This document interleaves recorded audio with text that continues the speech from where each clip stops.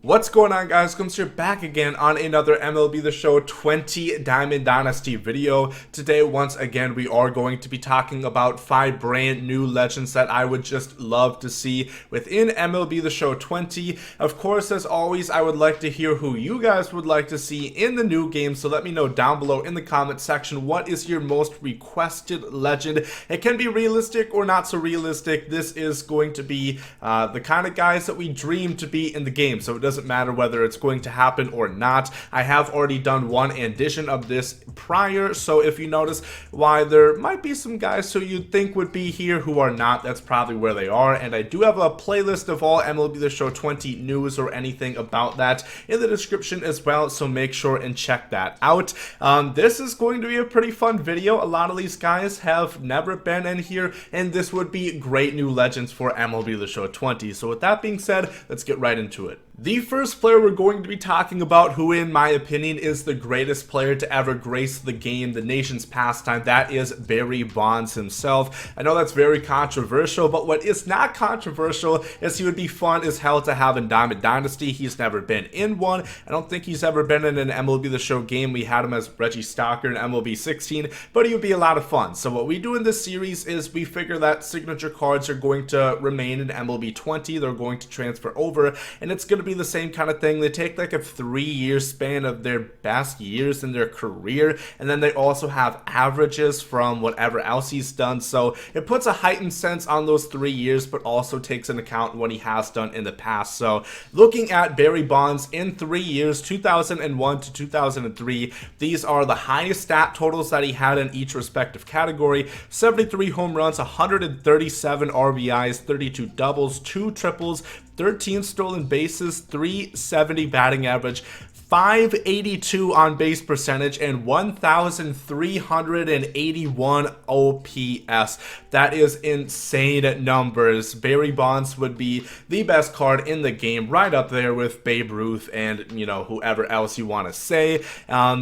Needless to say, 125 contact right, 125 contact left, 125 power right, 125 power left, and this is of course a heightened sense on those 3 years. Of course, he didn't hit for as much power in the Pittsburgh days when he was a bit slimmer. He didn't eat as much then. I guess he didn't have as much protein. That's how he got bigger in later years. 100 vision, 65 speed if you kind of take into account during those years and back in his Pittsburgh days. 80 fielding. He was a negative defender based on defensive WAR, but he wasn't awful, and he of course won many Gold Gloves, so I think 80's fair. And about 75 arm. For as big as he was at that point, still he didn't have a big cannon in the outfield. He would be so much fun. I really want Barry Bonds. However, it's probably not gonna happen. Next up, we have the big unit, Randy Johnson, into the game as a new legend. I would love to see. You know, I might not put that many starting pitchers on here because, truth be told, there's not a whole lot of starting pitchers that I'd rather have than hitters as new legends into the game,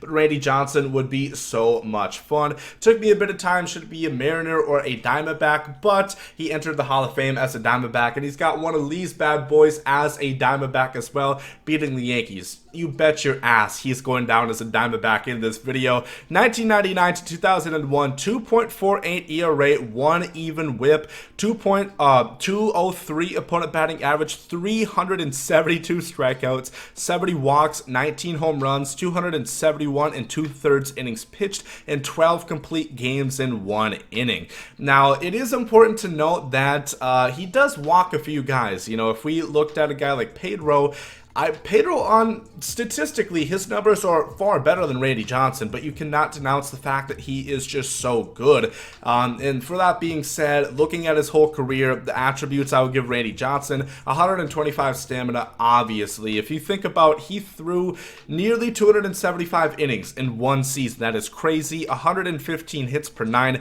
125 maxed out K9. Shouldn't have to explain myself. 80 walk 9. To be fair, I gave Pedro like a 95, or I think I gave him like 105 actually, and he only had like 30 walks. Maybe that's even a little bit lower. 85 home runs per 9 and 120 pitch clutch, of course.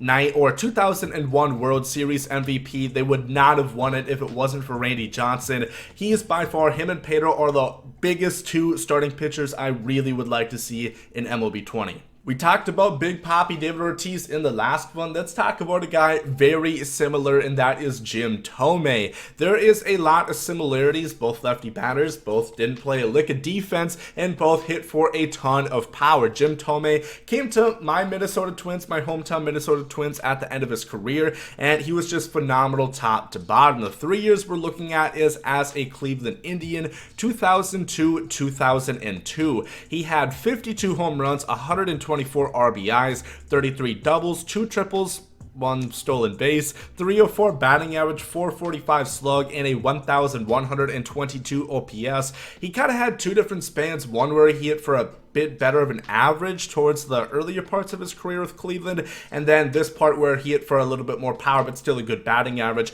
What I would give him in the game is 110 contact versus righties, 80 contact versus lefties. He's only a career about 230 hitter against lefties, and you know, you gotta boost it a little bit for a signature card as well. 125 power versus righties, of course, 600 home run club, 85 power versus lefties. Once again, even in this span, the highest slug he had hit is 497 against lefties. 85 vision, he was known to strike out. 40 speed, when he was a little bit, that's maybe a stretch. 70 fieldings, well, probably a bit of a stretch. He did play third base for a little bit of his career, mostly known as a designated hitter or first baseman, I guess. But Jim Thome would be great to see. I don't really remember his swing because he, I think, retired in 2012. Didn't use him a whole lot in MLB The Show when he was like but 75, 80 overall. Nonetheless, Jim Thome would be so much fun to see. Versatile, you could put him at first, put him at third, ton of power, really want him. We talked about the home run king. Now let's talk about the guy the home run king dethroned, who was prior the leader in home runs all time. That is, of course, the Hammer Hank Aaron. Now, a lot of people want to see this guy. We've been getting a lot of old legends. You know, we got Babe Ruth, we got Honus Wagner, we got Gehrig. We're starting to get, we got Cy Young. We're getting those older guys, and Hank Aaron would really help complete him and Willie Mays around that time span. And Hank Aaron, of course, is a beast. I do want to note, there wasn't, I don't think he ever hit 50 home runs in a year, despite him having the lead in home runs at one time. During the span, 1957 to 1959, he hit 44 home runs was his most, 132 RBIs, 46 doubles, 7 triples, 8 stolen bases. He did steal a little bit more towards the couple years afterwards. I think he got as much as 31. 355 batting average, 401 on base percentage, and a 1,037 OPS. Now, Hank Aaron is a bit difficult to grade his attributes. Some people might say I'm sleeping on him a little bit, but this is what I think is fair based on his career and his 3-year span that we took right here. 110 contact versus righties, 125 maxed out versus lefties, 110 power right, 125 maxed out power versus lefties, 120 vision. He really did not strike out all that much.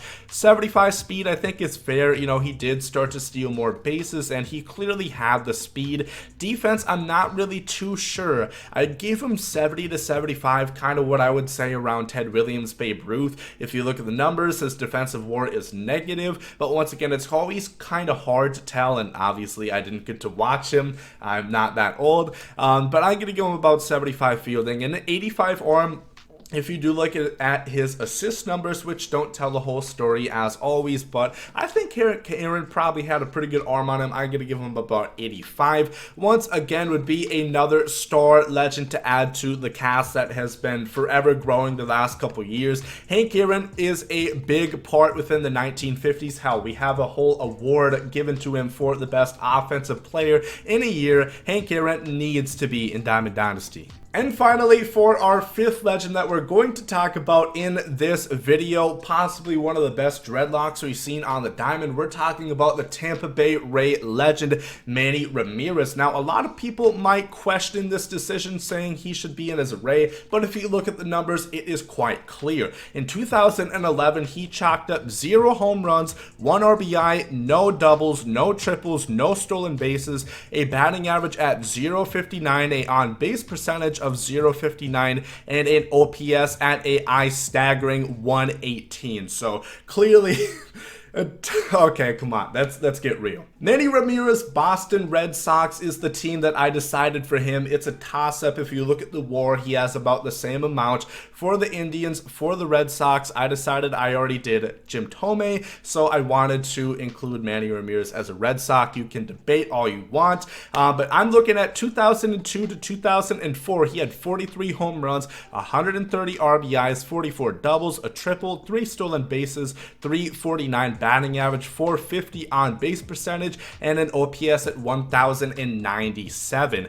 Now, looking at his numbers, what I would grade him back when he was in Cleveland, he hit for a little bit more contact, struck out a little less, and was a bit better of a defensive player. Obviously, that usually is the trend. Once you're younger, you're a bit better. It doesn't really work the other way a lot, but looking at his numbers for this time, I would give him 105 contact right, 125 contact left, 100 power right, 125 power left. So I'm going to max him out on both sides versus lefties. If you look at his career numbers, I think he's a career 380 hitter against lefties. Crazy. 100 vision, that might act. No, I'm going to move that to 90 actually. 55 speed, I think is fair around this time for the Red Sox. 65 fielding, he was not a great defender for the Red Sox, which is interesting because he was a left fielder playing at, you know, it's kind of hard to judge the ball off the green monster, but it's also not a whole lot of room you have to track. 85 arm, he did still have kind of a good arm at that point in his career,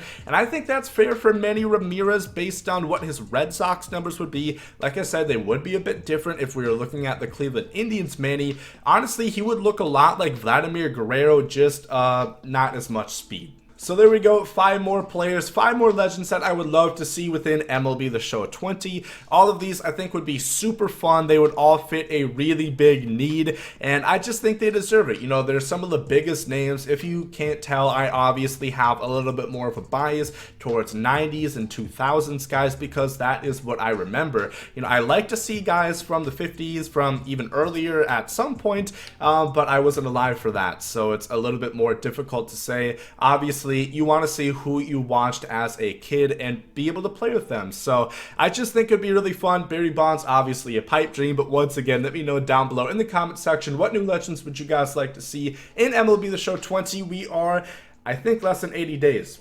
We're getting pretty close. Hope you guys enjoyed this video. There you go, some Saudi. Yay! Love is love, and hate is hate. To die's an awesome adventure, and I can hardly wait. Earth is a prison, I need a great escape. You know I'm in my zone when I'm up in outer space. You know I'm in my zone when I'm up in outer space. You know I'm in my zone when I'm up in outer space. You know I'm in my zone. You know I'm in my zone. I took a bite of the glory.